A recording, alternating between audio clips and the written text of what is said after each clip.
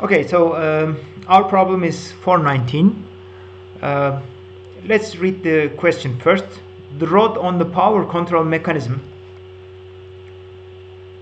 for a business jet is subjected to a force of 80 newtons. Determine the moment of this force about the bearing at A. So we have a bearing here at point A, and we apply a force to a control mechanism. It is fixed to an L-shaped profile here with nuts and bolts, and so we so the question asks us the moment of this force acting on the bearing. Okay, so we may have different approaches. In fact, the angle that the arm on which the load is applied is given. It's 20 degrees with respect to the horizontal axis. Again, this arm has makes an angle of 60 degrees with the horizontal axis, and the distance from point A to the junction point where the load is applied is given to us. It is 150 millimeters. Okay, so we may use two different approaches. First one, we can since this is a planar problem, so everything is in plane. From the angles, we can easily calculate the perpendicular force component. So this one, and then we can calculate the moment by multiplying this force component with the length 150 millimeters. This is one approach. Or we can write the force and this point in Cartesian form by putting the origin of our coordinate system to point A. So let's say that this is X and this is Y. And then we can calculate the moment. So let's see how we can do it. Again, if we look at the problem, this is our point A, and certainly this angle was 60 degrees. So let's turn back to the figure. It's not clear here, but in fact this is 60 degrees, this is 20 degrees. As a result, this angle is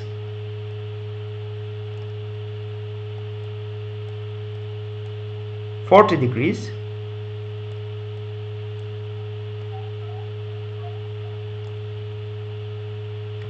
Okay, and therefore we can easily say that this angle is 50 degrees. This angle, as you see here, so if this is 60 degrees, this angle is 40 degrees. We know that as a result the rest of the angle is 50 degrees, because this is 20 degrees. So this angle is 60, and as a result, if this is 20, this is 40, and as a result this is 50 degrees. Now the point is this: first we can calculate the component of the force here, F, on this axis. So this is F multiplied by cosine 50, since this is 50 degrees, right? And the length of the load arm is 150 millimeters. We say that it is D. As a result, it is 80 multiplied by cosine 50 multiplied by 0.15, because we are using the SI units and we use everything in meters, all the lengths and distances in meters, and the result will be 7.713 Newton meters. So since the force is in newtons. Okay, this is the first approach. Let's look at the second approach. Now in the second approach, we can first we have to convert the whole system into Cartesian coordinates. In fact, we are already given the angle, so we have to define a coordinate system for this purpose. Now in this case, you can use different origins. Okay, so I put my origin to point A,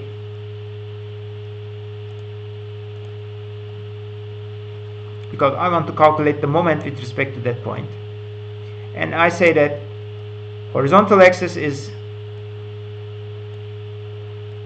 X and the vertical axis is Y.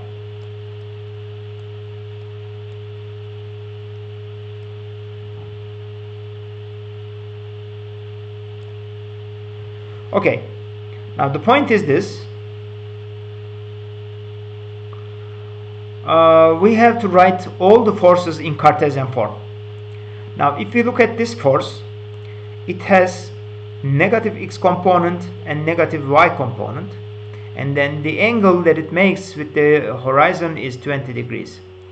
As a result, it is minus f, so the absolute value is due to its magnitude, multiplied by cosine 20 I vector minus f multiplied by sine 20 j vector, and as a result the value that we have is minus 75.17 I and minus 27.36 j vector. So this is our force vector in Cartesian form. Okay, now let's calculate the position vector. Now again, we are calculating the position of this point with respect to point A. In fact, if we say that the length of the arm is d, so it was given as 150, as a result it is d multiplied by cosine 60I plus d multiplied by sine 60j vector, and in fact the value, the vector, the position vector of the force in Cartesian form is 0.075 I vector plus 0.13 j vector. Now next thing is we will multiply r with f, so we have a vector product here. Now the point is this: we first write the position vector of the force, and then we write the force vector. Now if we multiply I with I, it is 0 because they coincide.